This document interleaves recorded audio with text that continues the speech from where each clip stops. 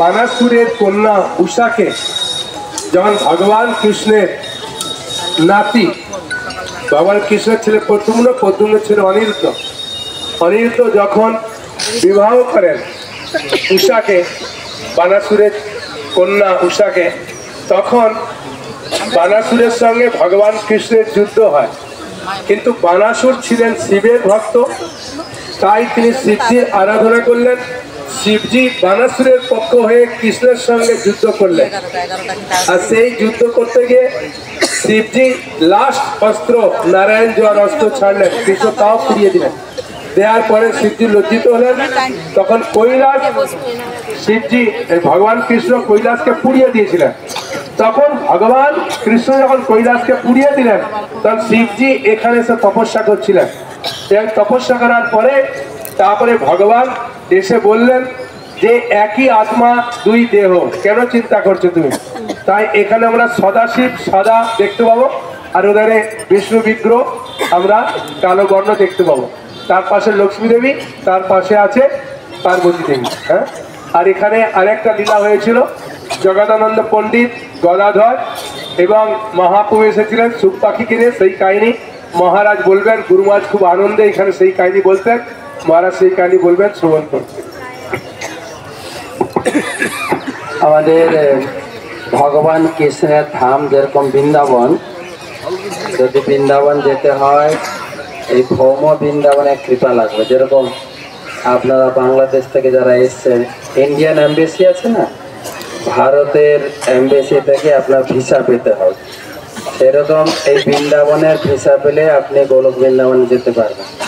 ঠিক সেরকম ভগবান শিবেরও একটা ধাম হচ্ছে কাশী বিশ্বনাথ, সেটা হচ্ছে গঙ্গার তীরে মুক্তি তীর্থ, সপ্ত মুক্তি তীর্থের মধ্যে একটা। সেই কাশী ধাম এখানেই নবদ্বীপের মধ্যে সব রয়েছে। এখানে এটা হচ্ছে মহাকাশী বা মহাবারাণসী। ওই কাশীতে বাস করে 1000 বছর বাস করে যে ফল পাবেন, এখানে একদিন বাস করেছে। আমরা এই কাছেই ছিলাম কাশী বারাণসী ক্ষেত্রে। এটা হচ্ছে বদ্রুম দ্বীপ, বদ্রুম দ্বীপ, মহাবারাণসী। এবং গয়াতে ভগবানের বিষ্ণুর পাদপদ্ম, গয়া গেছেন কেউ? গয়া পিণ্ড দিতে নিজের নিজের পিণ্ড দিয়ে এসছে সবাই না?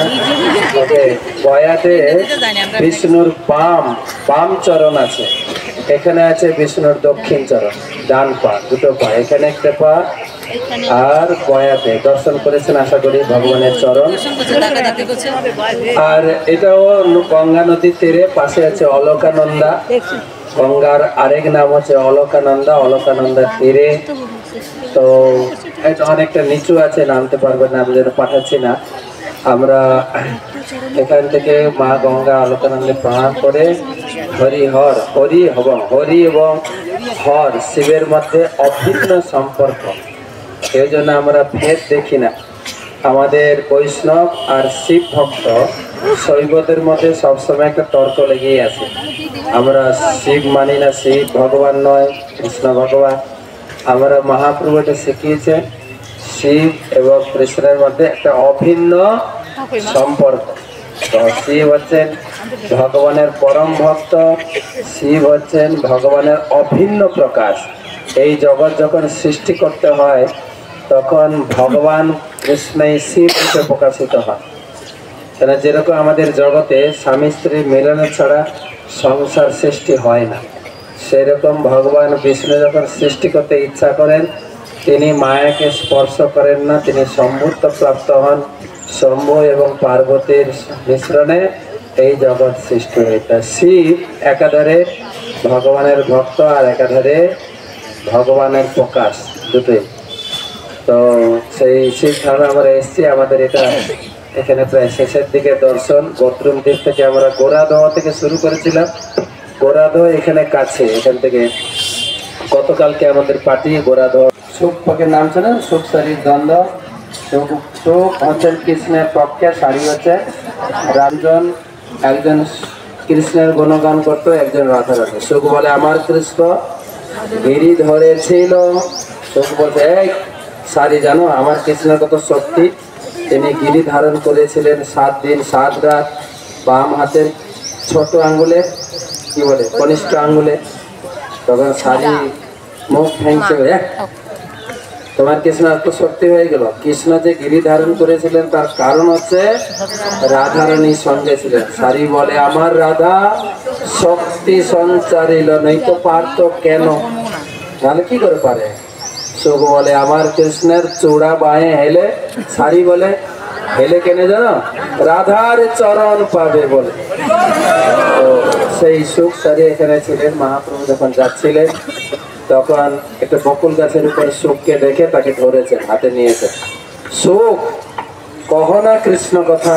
সুখ তখন বলছে গৌর গৌর। এরকম বললে হবে না তো, সবাই পাখি হয়ে যান তো। পাখি দুটো আপনাদের জানা সবার, হাতটাকে এরকম করবে আমি যেরকম করেছি, হ্যাঁ এরকম, হ্যাঁ এই যে গৌর গৌর গৌর গৌর গৌর গৌর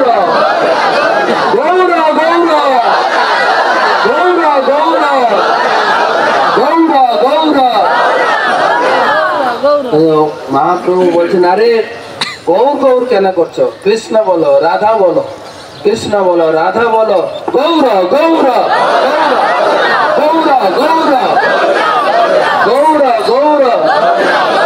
এরকম করেন না, আপনাকে ডানা হতে হবে, ডানা ডানা ডানা ডানা সবাই, হ্যাঁ সবাই গৌর গৌর গৌর গৌর গৌর গৌর বলছে আরে রাধা কৃষ্ণ বলো, বলে আমরা বুঝি না, আমাদের মুখ থেকে গৌর ছাড়া কিছু আসছে না। আর আমি জানি সেই কৃষ্ণ এখন এইখানে হয়েছে গৌর, আর রাধারানী গদাধর। গৌর গদাই গৌর গদাই গৌর গদাই গৌর গদাই গৌর গদাই গৌর গদাই গৌর গদাই গৌর গদাই গৌর গদাই গৌর গদাই গৌর গদাই গৌর গদাই। সবাই করছে, সবাই হচ্ছে না কিন্তু গৌর গদাই গৌর গদাই গৌর গদাই গৌর গদাই গৌর গদাই গৌর গদাই। একটা এক্সারসাইজ ভালো করে গৌর গৌর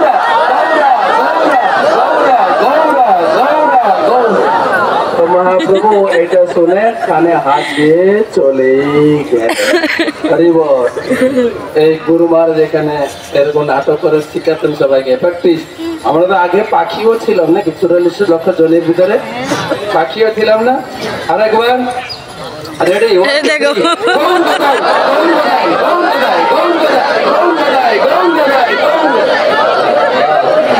আবার মনে হয় উড়ে পালিয়ে যাবেন নাকি। মহাপ্রভু কে। তো এখানে আমরা প্রার্থনা করব এই হরিহর ভগবানের কাছে। ভগবান শিবের অনেক অনেকগুলো মন্দির দেখলাম। প্রথম দিন আমরা দেখছি হংস বাহন, তারপরে আমরা নবদ্বীপ শহরেও দেখেছেন বুড়ো শিব, অনেক জায়গায় শিব ঠাকুর দেখেছি। তো ধামেশ্বর বলা হয় শিবকে, ধাম রক্ষক। তা আমরা ধাম পরিক্রমা করছি, তার আশীর্বাদ নিয়ে এবার পরিক্রমা শেষ করতে যাচ্ছি। তার আশীর্বাদ নিয়ে যদি কোনো অপরাধ হয়ে থাকে শিবের কাছে ক্ষমা চাইবো, শিবের কাছে আমরা বর চাইবো। একটা জিনিস, ভগবান দর্শনের জন্য রুচি জাগ্রত হয়, নামের প্রতি যেন রুচি জাগ্রত হয়, এবং বৈষ্ণবের প্রতি যেন আমাদের সম্মান ভিতর থেকে অন্তর থেকে যেন সম্মান প্রদর্শন করতে পারি। এইখানে শিবের কাছে প্রার্থনা করব। আমাদের পরম পূজ্য সেই সময় রাধারমন স্বামী মহারাজ, শিব তুমি দয়াময়, কৃষ্ণ ভক্তি দেহ মরে হইয়া সদয়, ওহে ক্ষেত্রপাল শিব তুমি দয়াময়, কৃষ্ণ ভক্তি দেহ মরে হইয়া সদয়, ওহে ক্ষেত্রপাল শিব তুমি দয়াময়, কৃষ্ণ ভক্তি দেহ মরে হইয়া সদয়। তো এখান থেকে আমরা যাব। ভাগবত স্বামী মহারাজ যে চরণের কথা বলল, সে একটা চরণ এখানে আছে। এই চরণটা সবাই দর্শন করুন।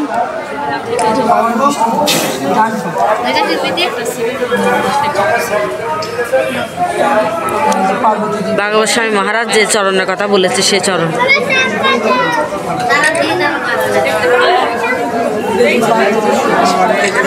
হরিহর ক্ষেত্র। শিবার কৃষ্ণ।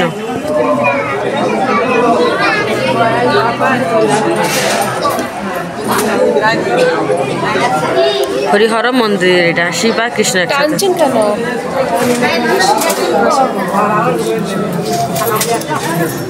আমরা খুব ভাগ্যবান যে চরণটা দেখতে পেলাম। ভাগ্যবান হলে দেখতে পারে চরণ। আর আপনারা সবাই দর্শন করুন।